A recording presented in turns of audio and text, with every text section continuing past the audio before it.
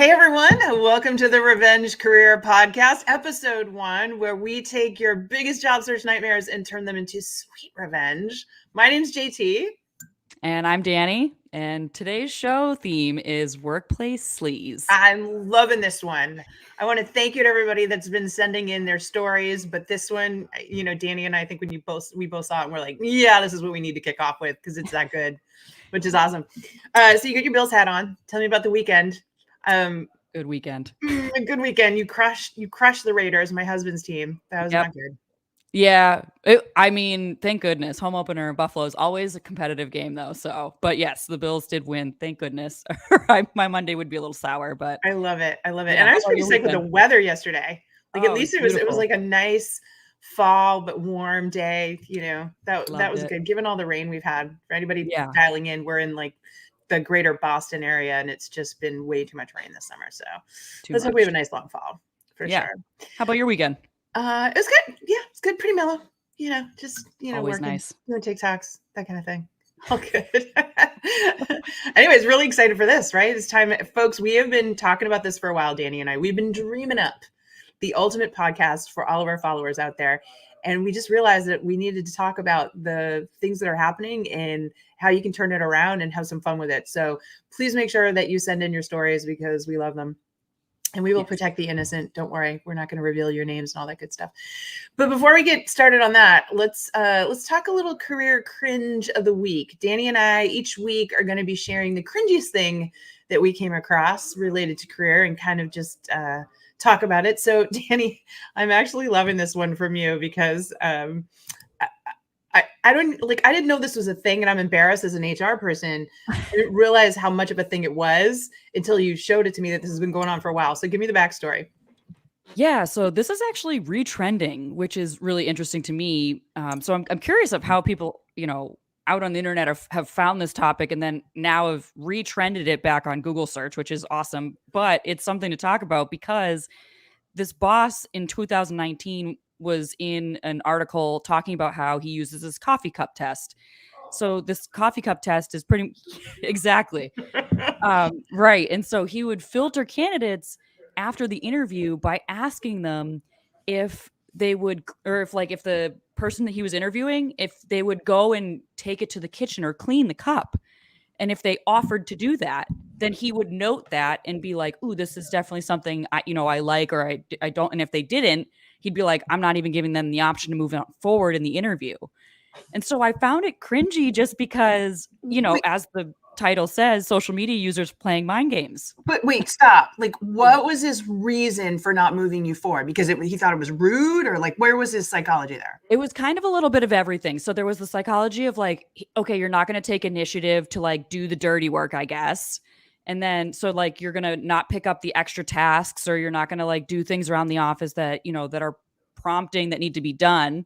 But it was also this idea of, I think he just really was like, if you don't clean the coffee cup, it's like his version of, I'm not just going to move you forward just for my own personal reasons. So like, it's very weird to me. Right. This whole story. Yeah. And so it's really, he's a business owner. It's his prerogative to do this. Exactly. When you said it to me, I thought about it. I know if I was on a job interview, I would probably ask, do you want me to clean the cup? I don't know where that comes from. I don't know if it's my upbringing, but I think I just would feel bad about just like leaving a used coffee cup somewhere. Yeah. I don't know what that means or says about me. But if I'm definitely in the same boat. My mom brought me up, like, make sure you like offer to, do things to put things back. And that's fine. I was just curious of like, if someone's not going to utilize a coffee, like they don't want tea or they don't want coffee, for nerves reasons, obviously you don't want to be like using the bathroom in the middle of the interview.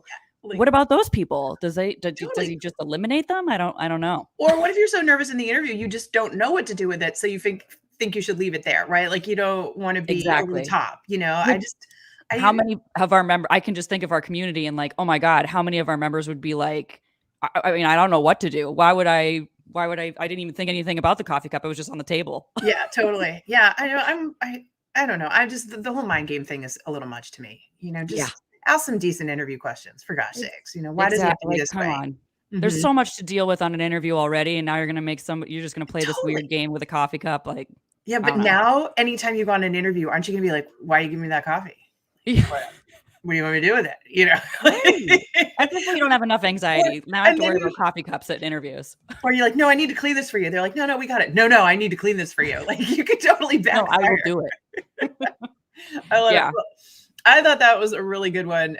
Thanks for schooling me on that. I want to share this one because another one, this is another person like showing back up on the internet again. It's called the Avocado Guy. Oh, And boy. basically this CEO, I'm not even going to say his name, but he basically told everyone right now, he thought people have become arrogant and unwilling to work. And that he wants to see the nation's unemployment rate go to 40 to 50%. He wants that many people to lose their jobs. He feels like, he's from Australia, by the way. He's not US based, but he feels like if you get unemployment up to like 40, 50%, that's almost, 1 out of 2 people, Right. that everyone will then take whatever they'll get. And he said, quote, "We need to see pain in the economy. We need to remind people that they work for the employer, not the other way around." What do you think? I don't know. I feel like a lot of leaders with growth mindsets would really not be okay with this. When you're the top of the top, your job is taking care of the people. Yeah, I mean, so here's the thing. As someone, as a business owner myself, right? And I look at it, and also I think we're really privy, especially inside our Work It Daily community, where we're working with people that are working very hard to find jobs. Like to grossly overstate that, like everyone has gotten arrogant and unwilling to work is just could not be more wrong. Right? There are people that are definitely out there looking and struggling. I think 40 to 50%, I mean, that's manipulation. He wants to put everybody in such a bad position that he has power over them. This is exactly what people are rallying against. Yeah. Do I think though, and I'm gonna be honest, do I think there's a group of people out there that have definitely decided that a lot of work is beneath them and are maybe burning through savings or burning through 401k because they're not willing to go take that hourly job? I do. Most definitely. There's absolutely people out there. I mean, we're not working with them because they wouldn't come into the Work It Daily community because, you just couldn't, you wouldn't survive with that mindset. Our members would kick you out, which I love about our members, right? They'd be like, get out of here. But I do think there's a set. I just think it's such a small set. He is like, I mean, there's always a bad egg or two in any group. If you think about it, I mean, they constantly give millennials a bad name. So I'm just over here and I'm like, yeah, okay. I just hope, like, who works for this guy? Yeah. Can you imagine? Like, who wants to work for a guy that's basically saying, I want to make sure that you feel indebted to me and I have all the power over you? Like, oh. Yeah, that's a bit much for me. Totally scary. Totally scary. Anyways, well, the avocado guy. Avocado guy. All right. Those are our career cringes. Folks, if you have a good career cringe for us, send it our way. We would love to see it. It might make it to the show for sure. But now we're going to turn to happier thoughts, right? I'm excited about this. We're going to talk a little bit more positively. We didn't know what to call this, but we felt like we had to balance this out with things that were happier, more positive. And this one I could not miss. My daughter is a T Swift fan. She went to the concert. I was her Uber, her and her 3 besties. It was like I literally sat in the parking lot and could feel the vibes from the parking lot listening. So I can only imagine what it was like to go to the concert. But this one blew my mind. In case anybody's looking, Gannett is a publishing company. They are hiring a dedicated Taylor Swift reporter. You will report for USA Today and the Tennessean, and you are going to report on her cultural impact. All you need is 5 years of journalism experience, and like to internationally travel because she's doing that whole, international tour next. And the gig pays $45 to $105 per year. $45K to $105K per year. And, plus they're going to pay for all your expenses and you're going to go out to these concerts. Like, insane, right? That sounds like a good gig to me. And I mean, JT, I know we've talked about this already before, but we saw the article about Taylor Swift and how she supported even her truck drivers. Yeah. So I'm sorry, that's not a bad gig at all. You know that Taylor Swift's going to have your back when you're working for her. So I know the way she takes care of her folks, like really, really phenomenal. So I actually would love to see how many people applied to this job. Oh my gosh. We talk about that all the time. It's like 50,000. I feel like that's a dream job just waiting to happen for, any Swiftie out there. And I wondered, I think you got to send in a video of yourself or something too, right? Because you're going to be out there. Social media is such a big part of it. I don't know. There's a lot there, but folks, go Google that and apply. And if anybody applies, let us know. I thought that was a pretty cool one. Ooh, yes, all right. And then I love yours, bouncing to this hacking HR. Talk me through what drew you to this besides the fact that it's really pretty. Yeah, so I'm actually not from HR. I came from training and development background, and there's I think a thought in everyone's head is like, oh, HR, like they're not my friend. Da, da, da. I know. But I really love this Hacking HR LinkedIn page, guys. If you don't follow them, I highly recommend you do. They put out some really great content, not only around the mindset of HR professionals, but also just what like this, breaking it down. What does DEI and belonging really mean? Yeah. Okay, well, go to a party. And if you're at a party, I'm sorry, I've always been that person. I know like the host and that's it. And you just feel awkward. You're like, oh my gosh, I'm not going to talk. I don't know anybody. So diversity is being invited to the party, which is great. That's the invite is nice. And then you talk about the inclusion. So you're being asked to dance. Oh, that's fun. Like someone's going to make you feel like you actually belong there for a little bit. Accessibility is giving everyone access to the dance floor. So if it's not going to be like up the stairs for those who are disabled, or it's not going to be like, someplace that people can't reach, which is, I love the graphics behind this because it really explains it very simply. And then finally, belonging is just being able to dance like knowing no one is watching. Yeah. But I think that's the best part is at the same time, inclusion and belonging for me really is that dynamic duo of you belong at the party. Like you came, you saw, you conquered. So I just love this visual. And I love HR, the Hacking HR page. It's really insightful. They give a lot of really great information about not only DEI, but a ton of topics across the board when it comes to HR. And if you always think that HR is your enemy, I highly recommend going to check out this page because they're not. They're not trying to be your enemy, No, right? Unfortunately, they work for the employers. You always have to keep that in the back of your mind. I exactly. think what's interesting is they used to call it equity, and I actually Yes. like the term accessibility instead. Yeah. I like that they turned that into it. It's not about equity is like, do I have a piece of it? And that's not it. It's accessibility. Do I have access to it? I thought that was Exactly. phenomenal. But And I think access is a little bit more wide ranged. And to your point, is it's totally. nice to you're like, oh, this is a wider range of things or people that can be given this opportunity versus like equity. Yeah, like only certain people are going to see it if it's equitable. So, 100%. yep. It's something we're always going to work against, right? Hiring Mhm. is discrimination. I say this all the time. And Yeah, what I say to people is, if 5 people are exactly the same in experience, they have to discriminate, be it about personality or aptitude. Like there's just these subtle something. nuances, but we still want to improve upon, the protected classes and the things that just should not be discriminated against anymore, right? That's the Exactly. thing. So I love it. And Yeah. thanks for sharing. Like, I think this site's great. We've got the links somewhere down below, folks. Check it out. Yes, Definitely worth it to go check out their page. But awesome definitely. find. Awesome find. If you think there's something we should shout out, folks, for the podcast, this is all new to us. Send us the links. Tell us what we should be shouting out. We might choose yours as well. Mhm. Okay. Before we get to the main part of this, I'm so pumped. We have talked about this for such a long time, you and I, right? We have our weekly meetings, we're hanging out, and we were like, why?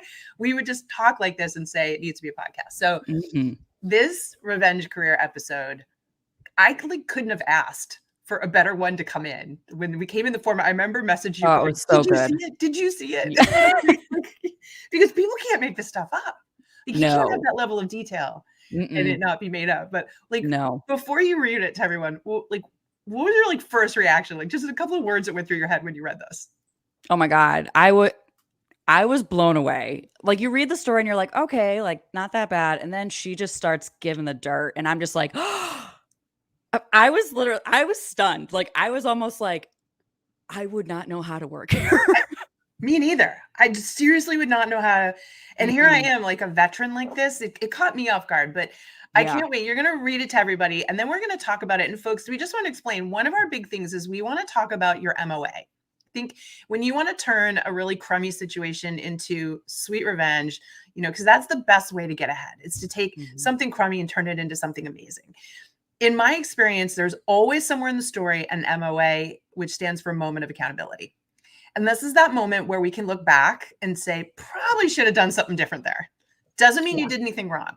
Doesn't mean you're at fault. When I say accountable, I just mean that can be the moment where we look at what was done and switch things up in order to get a better result. And then of course, we want to talk about what you can do to get your revenge and go on to bigger and better things. But MOAs are key. So I'm saying this because as you're listening to Dani share this, I want you to think about what you think the MOA is. So listen to what she says and ask yourself, where was the moment of accountability for this person? Where could they have done something different? Where would you have done something different? Okay. All right. Now that we're ready to play the game. Oh, Dani, I'm going to bring it up on the screen. Get ready for this bad boy because, folks, I still can't even believe it, but it's true. Here we go. Okay. So this lovely listener of ours has mentioned that she was hired by an architectural firm. Excuse me. Oh, and actually, hold on 1 second, JT. Can you see it? I said the text got small on me. Oh, no big deal. We'll get there. Okay, let me just find this. Oh. That's all right. I can read it. You want me to read it? Yeah, actually, if you don't mind, Yeah, mine's just not working. All right. She said, I was hired for marketing and business development at a small architectural firm with about 15 employees. Okay. So it's a small company, right? They're not going to have an HR department. Let's just mention that. Despite my initial excitement, I soon realized it was a challenging environment. On the positive side, one of the partners respected work-life balance, encouraging me to leave by 5:30 or 6 p.m. How cool is that, Dani? I'm just going to stop there and go like, that's cool. Right? You're so the initial reaction was like, okay, so amazing. Yeah, okay, not bad. Dun, dun, dun. However, there was a darker side to the same partner. Colleagues warned me to leave by 6 p.m. because around 7 p.m., he would come back to the office with his hookers and be serviced in his office. This partner also had a habit of screaming at colleagues when frustrated, creating a demoralizing work atmosphere. So basically, this guy would work himself up all day and then take care of it, apparently, afterwards. Apparently. Additionally, the firm had a bad reputation, making it difficult to secure new business. Okay, so this person was hired for new business and now is finding out they have a bad reputation, right? And it's all due to this guy's reputation in the industry. Eventually, I was fired, which wasn't a surprise, but when packing my belongings, I discovered an email from his partner discussing my termination due to my age, I'm 31, and the dismissal of a pregnant colleague. I saved this email as evidence of age discrimination, and I later shared it with the other partner. The other partner, who was unaware of my firing, helped me find a new job, but the experience was demoralizing and prompted me to leave the industry and start anew. Oh, wow. I can't even So, all right. So for me, let me ask you, where's the moment of accountability? Where would you have probably done something different? Yeah. And I mean, retrospect is always armchair quarterbacking, right? So exactly. Easy. Yeah. You're going to be like, oh my gosh, what was I thinking? But I think for me, this is one of those situations where they didn't do enough research or digging on the interview side. So for me, the moment of accountability would have been a great instance is, asking, can I talk to my coworkers? Can I talk to, the departments that I may be talking to in collaboration? Or are there hiring other managers that I should be aware of in the process? And getting those conversations out there is really helpful because you're going to start to learn things like this. Not even, the dirty work is the dirty work. It is what it is. But the rest of it, when it comes to the reputation of the business, that's things that you're digging yourself out of a hole that's you probably can't dig yourself out of, unfortunately. And if that's what you're hired for, I would just say those conversations in the interview really could have been a game changer, like how they monitor success and things like that as well. But I'm totally with you. Coworkers. I love the idea of asking coworkers because if they don't say anything, when you can tell people are holding back. Yes. Right? So if they're not saying anything, or if they don't let you talk to other employees, there's a red flag. So nobody's saying anything, or they're not letting you talk to employees. I mean, if people aren't willing to gush about the place they work, that's a red flag. Same thing. You're heading over to some of those sites like Glassdoor, Comparably, Indeed. There are places where people are putting anonymous reviews. I think that's key. And like you said, this person found out after the fact that they had a bad reputation in the industry. Right. I'm with you. I probably would have gone and found some industry people and asked around, what's the reputation like if I'm going to do the sales and business development? So, definitely lesson learned there. Yeah. I think it's hard because sometimes people are in a situation where they just need to take a job. And so, which and is I don't totally know understandable. This person, but for me, the moment you heard this, I would have been looking for a job, because even if you took the job because maybe you were unemployed or between gigs, once you have a job, it's easier to get a new job. So I would have started looking right away. Oh, definitely. Just been able to say, hey, this wasn't the right for me. But for you, yeah. And for the 20 years, let's hear it, career coach. Well, for me, I want to just say that the other moment of accountability that I see is, you know, the screaming thing, like Oof. that someone screaming at you in the office. Mhm. I mean, that's just not good for your health. And I'll tell you, in having been in this for many years, people that stay in environments like that tend to feel like they can't go anyplace else. So Mhm. the quality of worker that stays there is less. I Mhm. know that's hard to hear. So if you're out there right now listening and you're in an environment where the manager openly screams, the fact that you're staying and you're justifying it, like, oh, but the pay is good or this, you're diminishing yourself. Mhm. You're better than that. Yep. You deserve better than that.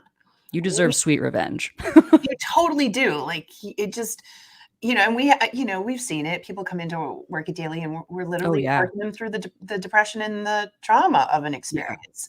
And sadly, what a lot of times happens is you get fired, like this person did. Isn't that the Mhm. weirdest part? You know Right. it's a toxic environment. You know something's wrong, but you're trying to stick it out, and then you end up fired. And I swear it's because they can read it. The Mhm. management knows that you don't respect them because you shouldn't. Yep. And then you see something like this. Now, it fascinates me that she found this information, and I love that she used it. I Oh, do thank love that goodness. she went to the other manager and said, "Look, I'm going to make this Oh, public." could you imagine being the other partner, not knowing anything? Oh my Horrifying. goodness. Which what does it say about this partner, though? This is again an example of a person who is not standing up to this person. Right. That's your reputation is tied to that. So Right. I'm That's a so lot. glad that this person helped, at least the partner made Mhm. amends and helped this individual. What makes me sad is that this turned this listener off completely to even being in the industry anymore. Yeah. Because it's a lot of good industry experience. Hopefully, maybe this person will think about going back to it at Yeah. some point. I can see probably wanting to take a break, but Oh, when you have definitely. something that bad, so my hope is that either the sweet revenge was the new industry turned out to be great, Mm. or they recognize that I'm better than that. I don't need to stay in that kind of environment. Right. So I would have looked Exactly. way sooner. Red Yeah. flag. The moment I heard yelling the first time, I would have been on a journey. Oof. And I'll just sadly, I'm gonna tell you, I learned this the hard way too. When I was 26, Mhm. 25, 26, I ended up working in a small company, and the owner was genius. Right, went to Mhm. MIT, super Wow. super smart, never married, still living with his mother in his Interesting. 50s, and Interesting. he would like just lose his mind for no reason. He just like, today would be the day I'm going to pick on so and so. Today's Oh. gonna be, and so I didn't know this till I got into about 3 months into it, and that's when I realized like all the things we've talked about today. You're Mhm. so mad at yourself that you let yourself get Oh. hired. Like, what did I have? Loser or, naive tattooed on me when I came in. They knew that I was Right. someone they could hire and manipulate because I was Yeah. so excited about the job. And then I And get when in you're there young, you don't know. You're like, "Oh, I'm just here we go." totally, right? And I Yep. think we've all gotten that job where we're so jazzed. And then we get in there and we're like, oh, they saw me coming a mile away. They Yeah. completely manipulated me. And so, 3 months in, I started looking for a new job. And sadly, it took another 6 months to find a job. Right. It takes time to find one. But yeah, you owe it to yourself, I think, to get out. What are your thoughts? Final thoughts on that? I mean, definitely everything that we just addressed, I would say, yeah, it really is. It can be hard with social cues sometimes to find those red flags, but the minute again, if it's not even you, if it's a coworker that's getting yelled at, okay, like you should be thinking, when's my turn? Great point. So, I would just automatically, as soon as that first red flag appears, guys, like just at least get your feelers out there. Start your network, roundabout and figure that out and start talking to people again. But I Yeah. mean, again, this person, it's a lot of bad news in one situation. But again, to that partner, thank goodness for the partner to at least, advocate for that employee to get them to their next spot. So, I but totally yeah, agree. I love your point about, like, when is it gonna be your turn? Like, when you see that behavior right. with somebody else, It's there you're not gonna be missed, I can guarantee you that, you're like, not you just like, "Oh, I do great," like, "Yeah, but your time is coming." I yeah. can guarantee it. Oh my god, that was so fun. Yeah. Alright, Oh, such right? a good story. I It love was that such a listener, good so story, and I can't wait to do this every week with everybody. So I yes. hope we get a lot more amazing stories. We're calling this, like, woes to wins. Yes. So we want to hear a lot more of those stories, folks. Please, if you're interested, this is what we need you to do. Dani's going to give you all the specs, but this is our first episode of Revenge Career. We want your feedback. We want to hear what you think. We want to do so much more of this because we really believe your worst job nightmare, the worst thing that could happen to you, really is a launch pad to better success. If we can learn and grow from it, that's the revenge right there. They'll never be able to take that away from us. So if you like today, here's what we need. We need you to rate our podcast so we can get in more people's, ears. The more that you can rate it, leave a comment, we would be incredibly grateful. If you feel like sharing it with somebody, we would love you for that. And then speaking of shared, Dani, what else can they do? Yep. So if you've got a story for us, we're going to be dropping a link to a form where you can share your story. Again, it's completely anonymous. We do not share names. We don't share employer names. We're sure to keep it under wraps. But we're all ears. We're ready to dive in. We're ready to talk about the good, the bad, and the jaw-droppingly ugly, clearly. Yeah. So, and just finally, also, just don't forget to follow us on LinkedIn and TikTok at Work It Daily. I love it. I love it. All right, folks, this is it. First one in the can. Woo! We did it. We did it. Until next time, I'm JT. I'm Dani, and wishing you a future filled with revenge, the career kind.